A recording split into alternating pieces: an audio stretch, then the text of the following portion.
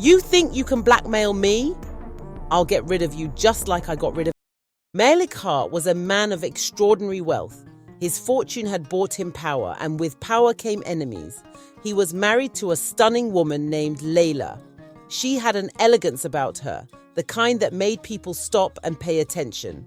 Together, they had 3 teenage children. Marcus, the eldest at 16, carried himself with a confidence that often mirrored his father's commanding presence. Zara, their 14-year-old daughter, was sharp, witty, and effortlessly charming. Eli, the youngest at 13, was quieter. He had a thoughtful nature and a way of observing the world that made him stand out in his own quiet way. To protect himself and his family, he hired a private army, soldiers tasked with guarding him every hour of the day. He lived in a sprawling estate, a property so large that it had everything needed to support a small community. He built quarters on the property for his soldiers and their families. At first glance, it seemed like a generous act, providing homes where wives and children could live comfortably while their husbands worked. But there was another reason. With their families so close, the soldiers had little reason to leave. They were always nearby, always on call. Among Malik's team was Captain Aidan Cole, the leader of his bodyguard unit. Aidan was sharp, disciplined, and respected by all. Over the years, he had grown close to Malik, earning the billionaire's trust. For Malik, Aidan wasn't just a soldier, he was someone he relied on, someone he could depend on in moments of uncertainty.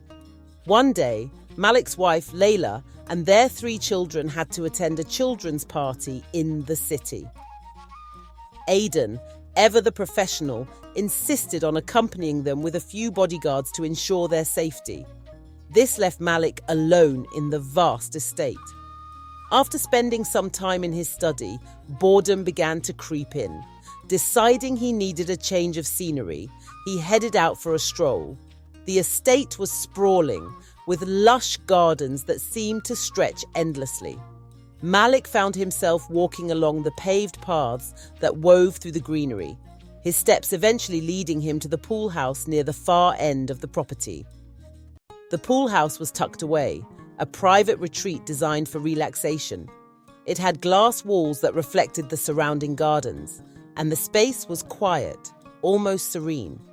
As Malik reached the pool house, he paused to admire the still water of the pool shimmering under the sun. Unbeknownst to him, someone had been watching. Amara, Aidan's wife, had just returned from grocery shopping. She caught sight of Malik heading toward the secluded pool house, and an idea began to form in her mind. Amara had always noticed Malik. His wealth, his presence, his power. There was something about him that fascinated her. She had entertained the thought of getting closer to him, but until now, the opportunity had never presented itself. Hurrying through another entrance of the pool house, she hid the groceries, removed her clothes, leaving just her underwear. Her heart raced, not with nerves, but with anticipation. She jumped in the pool just before Malik walked in, before coming up making sure Malik would notice her. She came up from beneath the water, acting shocked as she saw Malik, whose gaze locked on her. She quickly climbed out of the swimming pool, apologizing for using it. For a moment, he tried to look away, but his eyes betrayed him. The fabric of her underwear clung to her body, emphasizing every curve. Amara smiled, a hint of mischief in her expression. "I'm sorry once again, sir. I didn't think anyone else would be out here," she said, her voice smooth. A tension hung in the air, thick and undeniable. Malik was alone, bored, and now, caught in a moment of lust, he gave in to the temptation. Amara's plan had worked perfectly. Meanwhile, Aidan was at the event with Malik's family, ensuring their safety. On their way back from the children's party, things took a dangerous turn. The convoy of cars carrying Layla and the kids was ambushed by a group of armed kidnappers. The kidnappers had been following them, waiting for the right moment. They made their move, surrounding the vehicles and forcing them to a stop. Aidan's soldiers acted swiftly, moving into defensive positions. The air was tense. gunfire erupted as Aiden's team fought off the attackers. The battle was brutal, but the soldiers were trained for this kind of chaos. They fought fiercely, keeping the kidnappers at bay until the last of the attackers were either killed, captured, or fled. When the dust settled, the soldiers had won. The kidnappers were gone, and Layla and the children were safe, shaken but unharmed. The police authorities were called while Aiden drove the scared woman and children back home. A few weeks passed, and Malik's life returned to its usual rhythm. That was until he received a text that would shake him to his core. Amara was pregnant. He wasn't concerned about what his wife would think. This wasn't the first time he'd stepped out. What he feared was what would happen if Aiden found out. Malik couldn't imagine what that would mean.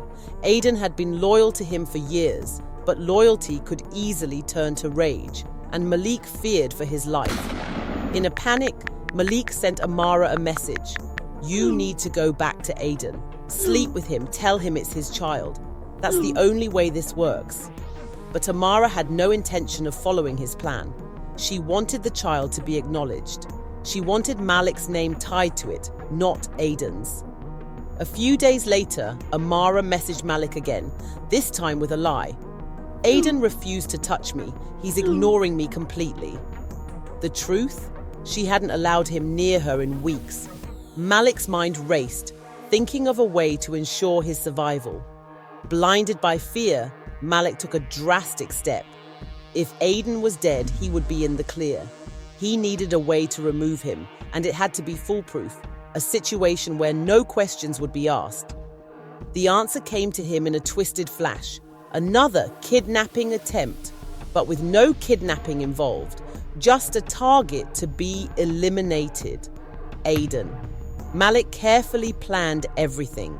He arranged an outing for his children, just a fun trip, one that would be an ideal distraction. He hired a bunch of thugs, briefed them on the plan, and gave them one target: Aiden. The day arrived. The kids went off for their outing, oblivious to the horror set in motion. 2 kidnapping attempts probably scarred the kids for life.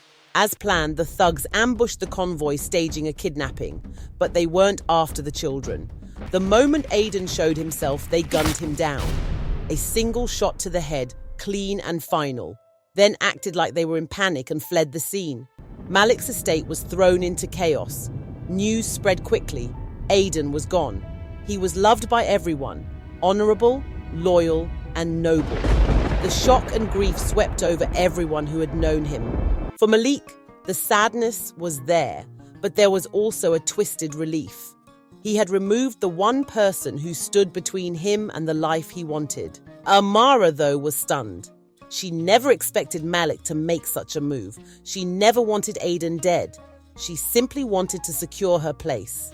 When the news of Aiden's death broke, she cried at his funeral, but it didn't last long. Once the tears dried, her plans resumed. She knew it was time to move in.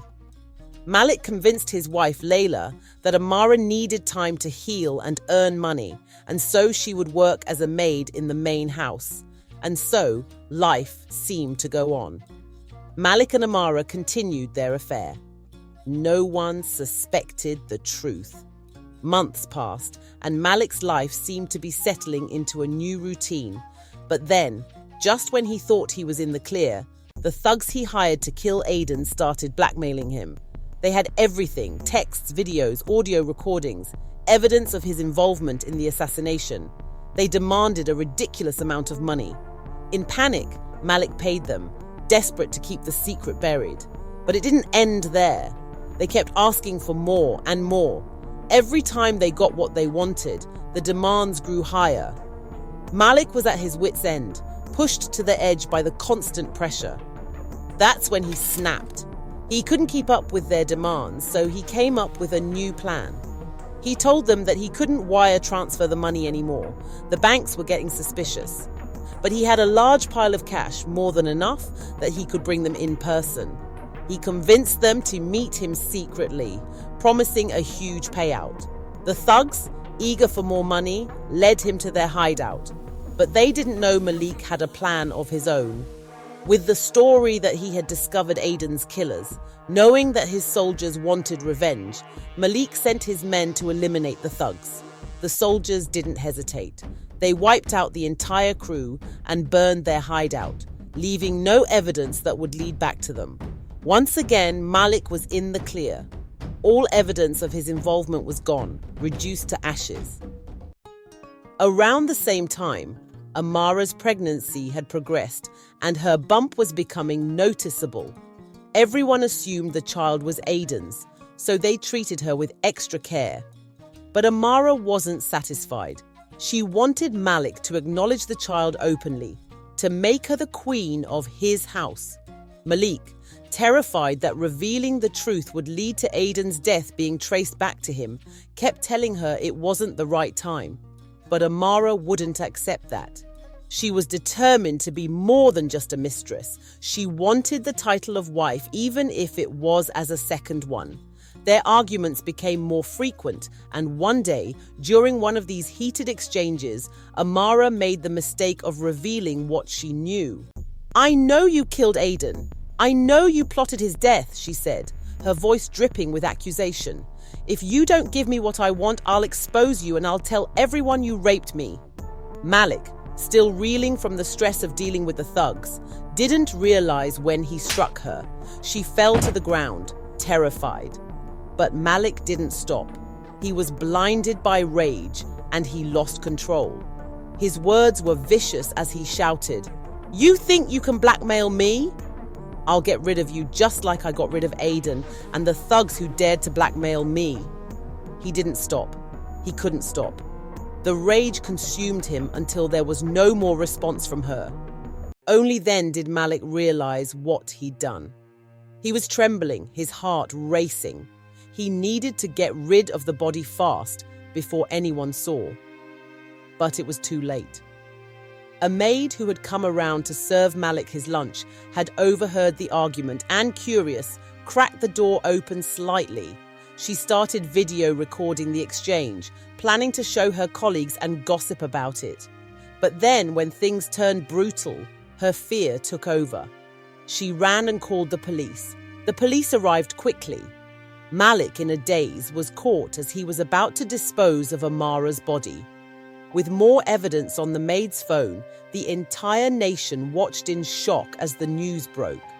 The man who had once seemed untouchable, the billionaire with everything, now he was arrested, facing the consequences of his evil. He was sentenced to death. Comment below what lessons you think you learned from this story.